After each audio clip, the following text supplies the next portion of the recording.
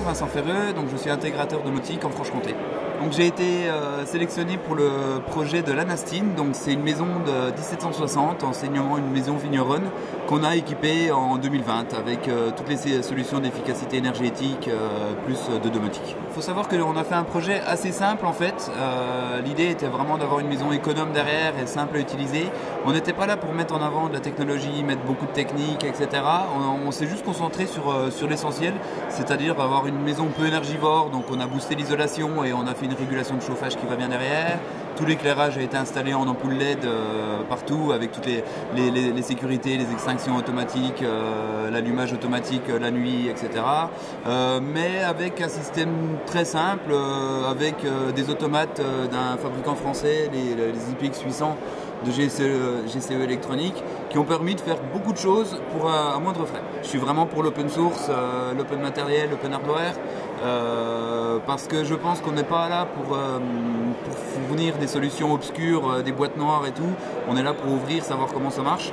Donc je sais que moi aujourd'hui, tout ce que je déploie dans mes maisons, chez mes clients, etc., c'est 90% de l'open source. On est toujours obligé d'avoir 10% qui sont d'être contraints de mettre autre chose, mais principalement de l'open source.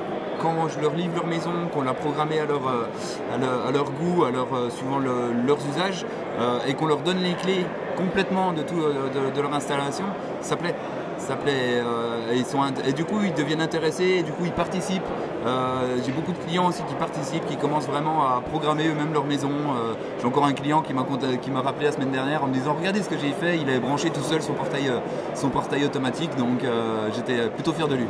On arrive à faire beaucoup de choses en fait en domotique, mais en partant d'un humain, je pense qu'il y a tout un domaine qui va se déployer, c'est tout ce qui est à propos de l'apprentissage, l'auto-apprentissage, c'est-à-dire que la maison qui va surveiller un peu vos actes, qui va prendre conscience de vos habitudes, etc.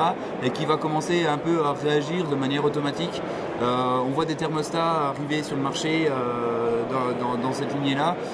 Moi je pense qu'il y a tout un mouvement qui peut être derrière sur l'auto-apprentissage, c'est-à-dire s'affranchir de la partie programmation qui est assez fastidieuse, qui est notre métier en tant qu'intégrateur. C'est pas que je veux créer mon propre chômage, mais c'est qu'on a toutes des nouvelles choses, des comportements logiques que nous faisons séquentiellement dans nos maisons qui pourraient être auto-appris par nos machines. Et là, c'est comme ça qu'on pourra avoir des maisons cohérentes et puis actives d'une certaine manière. Je porte ce projet avec deux casquettes, donc VFX en tant que domotique, mais on a aussi créé à la suite de ce projet l'association Les Week-ends en chantier. Parce qu'en fait, sur ce projet, on a vu une motivation exemplaire de la part de l'entourage du client. Tous les week-ends, donc la semaine il y avait les professionnels, tous les week-ends il y avait entre 12 et 18 amis aux clients qui étaient là pour œuvrer dans le bon sens et dans la joie et la bonne humeur. Et à la fin du projet, qui a été une réussite en termes de collaboration et d'efficacité des résultats, on a décidé de créer l'association Week-end en chantier, dont je suis le président fondateur. Et c'est une association qui fait du partage et du chantier collaboratif. Entre guillemets, on n'a rien inventé. Quand vous déménagez, vous appelez vos amis.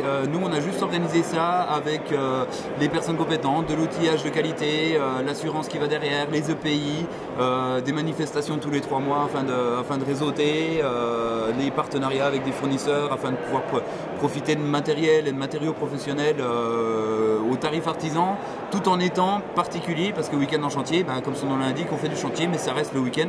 Donc on se donne les moyens de travailler comme des pros avec les professionnels, on facilite l'approche des professionnels par exemple en préparant le travail d'un professionnel. Ça se passe très bien avec aussi bien les adhérents que les pros, donc c'est quelque chose qui nous porte. On a fêté nos 1 an il y a 2 mois et tout va bien.